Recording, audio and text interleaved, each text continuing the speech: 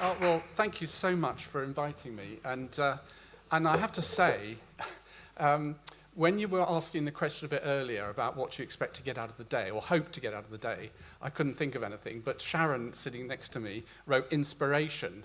And so I thought, I'll write inspiration. It really has been inspirational. It's been amazing.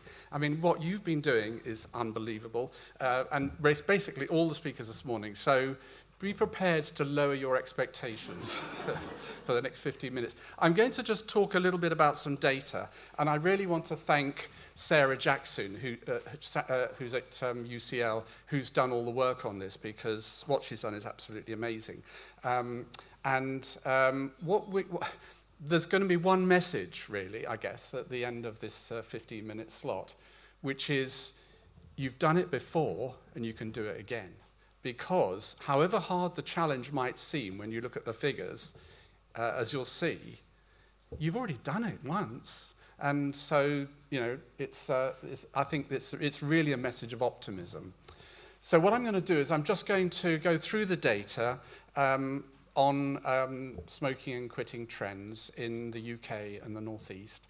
And then I'm going to go through just the very, very top line stuff about modelling how you get to the sort of targets that you're looking at, and then we can see what that means in terms of sort of ideas and big picture stuff. So the data I'm going to show you are from the annual population survey, which I'm sure many of you or most of you are very familiar with, very, very large survey, which allows you to get pretty precise estimates of things like prevalence, but it's not very granular, so it'll give you prevalence, but it won't give you some of the sort of figures that you need on quit rates and so on, so that you can understand what those figures mean. So that's where we go to the Smoking Toolkit study, which is run from UCL, which I set up back in 2006, and has been running literally every month since then. So that gives you a much more granular picture, but the sample size is smaller. So, what does it look like? Well, this is one of Sarah's slides. It sort of just shows you the sort of the really big picture stuff about smoking prevalence in the Northeast and in England generally. And as you've heard already, in terms of where we are at the moment, we're at 12.7% official figure in 2022. These figures are always going to be a bit out of date. 2022, and 13.1 in the Northeast, which is getting close and getting closer all the time. And that narrowing of the gap might not look massively impressive to you, but it really is impressive. I mean, and that doesn't happen by accident, for sure. You know, you have to work at this, you have to apply the evidence base to know what you're doing. And you're looking at a reduction then, over the whole of the period, and year on year, of 0.78 percentage points. Now you think, 0.78 percentage points, that doesn't look much. That's huge. That is a lot of smokers. That's a lot of lives saved. And it's significantly higher than it is in the country as a whole. So there's something that you're doing in the Northeast overall that's narrowing that gap. So if you look then, if you drill down a little bit, and this is where the confidence intervals, which are these sort of shaded areas, get a bit bigger because the sample size is smaller. But if you sort of follow the chart, as it were, then what you can see in terms of ever smoking prevalence, which is quite a good sort of marker of smoking uptake, especially if you look at it in the younger age groups, then what you can see is that for ever smoking, the most recent estimate is 34.5 for the country as a whole and 38.6. And you can see there that actually ever smoking just started to rise very recently, which is a bit of an issue, but for the country as a whole, but it hasn't in the Northeast. Okay. Then you've got quit. So basically, smoking prevalence is made up of uptake and cessation and dying, right? I say so. Dying, that's not something we can, influence too much, but we can influence uptake and cessation. Cessation comes in two parts: quit attempts and quit success. And both of those are things that you want to maximize in order to achieve your goals. So let's look at quit attempts. What you can see here, although, again, big confidence intervals, and you probably have to take my word for it because it's quite a complex graph, is that we've been seeing essentially over this period, overall, either the same or more recently a higher rate of quit attempts in the Northeast than in the rest of the country. Quit attempts have actually gone up in the pandemic, interestingly, as has quit success. But there's some other complicated stuff going on as well. Look at quit success, and you can see that actually overall in the Northeast, it started higher, then it dipped a little bit, but has sort of caught up again. So the picture overall is that a substantial part of the explanation for why the Northeast is doing somewhat better at getting the rates down than the rest of the country is that it's getting these key KPIs, it's getting them right. It's doing somewhat better, as it were, than the rest of the country. And then if you look at the overall quit rates, you can see that we're seeing a sort of increase overall. So this is sort of this is what the figures look like and what the sort of the components of smoking prevalence looks like. But let's look forward now and see what we have to do going forward in terms of achieving 5%. And I completely agree with Liam about 5%. 5%, that's still a lot of deaths. And it's a lot of deaths among poor people. So it's a waypoint. It's not the end game. It's a waypoint. It's getting into the end game. And we can do it. I'm sure, I know we can. Let's just look at what's happening. So you can see bit more clearly than I showed you on the previous graphs there, the extent to which the Northeast is coming down faster overall. That's just a linear trend, but you can see there, particularly in the Northeast, that there was a very steep decline, and then during the pandemic, things sort of got a bit more shaky, as they did for many parts of the country, but it's been a particular issue here. Bearing in mind, of course, as we all know, the extent to which the pandemic has hit poorer members of the community and more disadvantaged worse than it has the rest of the population. It's accentuated health inequalities, and I'm sure this is a part of it.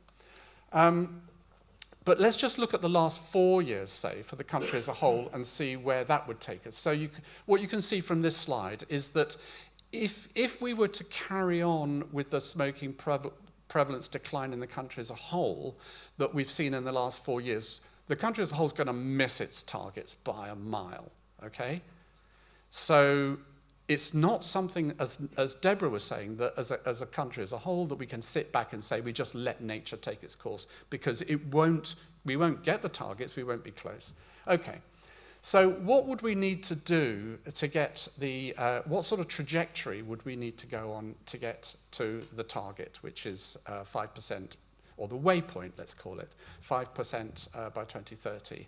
And so Sarah has calculated what the prevalence reduction would need to be. And what you can see there is it would be very similar for the country as a whole as it would be for the Northeast now, because you've already got so close to the prevalence levels in the country as a whole. And doing a little bit of maths around how you get prevalence reduction, as I say, in terms of uptake, quit attempts, quit success, there's also long-term relapse as an issue, then you'd need to get your quit attempt rates up to about 46%. You'd need to get your quit success rates to around 29%. Quit success here is just defined as someone who's tried to quit in a given year and has still quit at some point during that year using the indicators we use.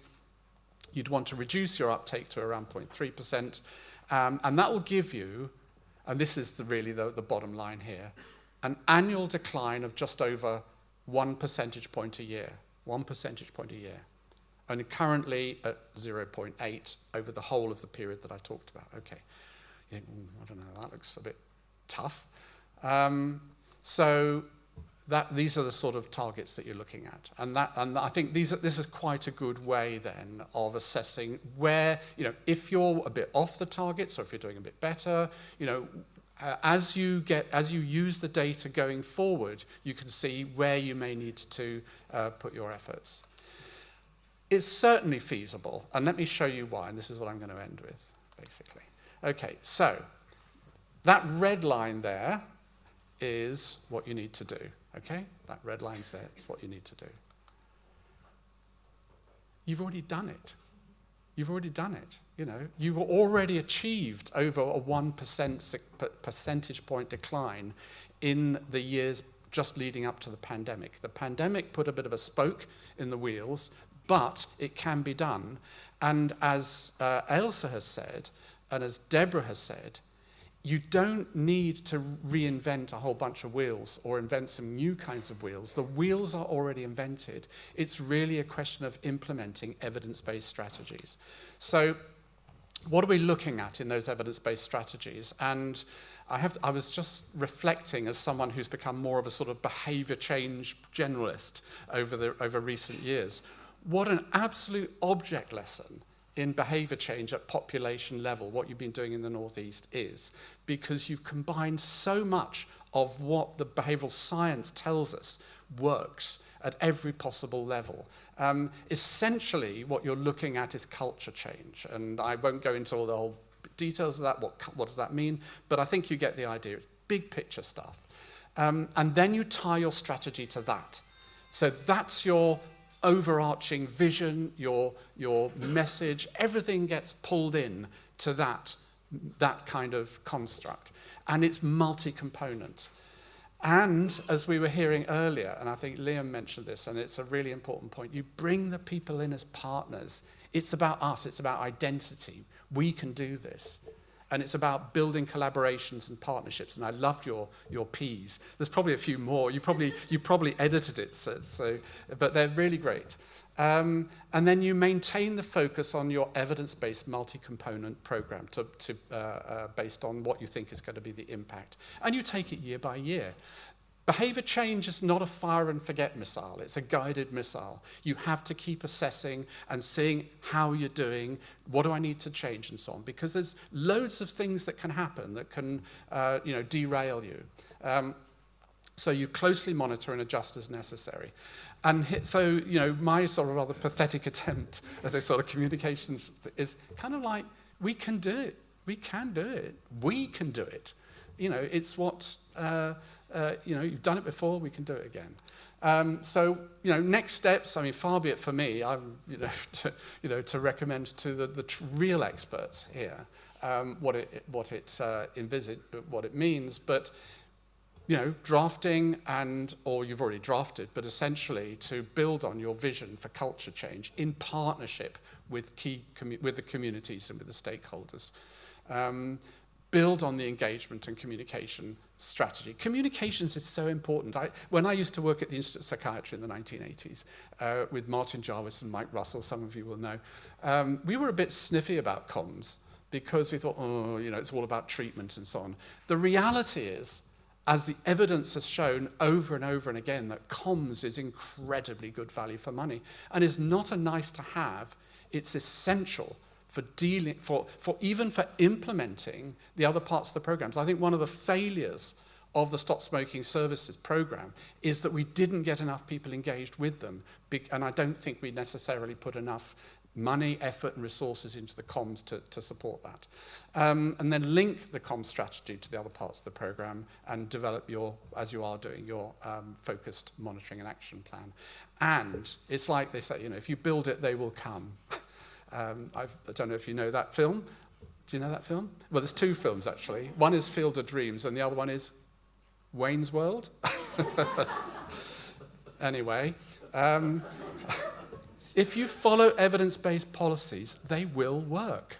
They will work. So that's all you have to do. Thank you.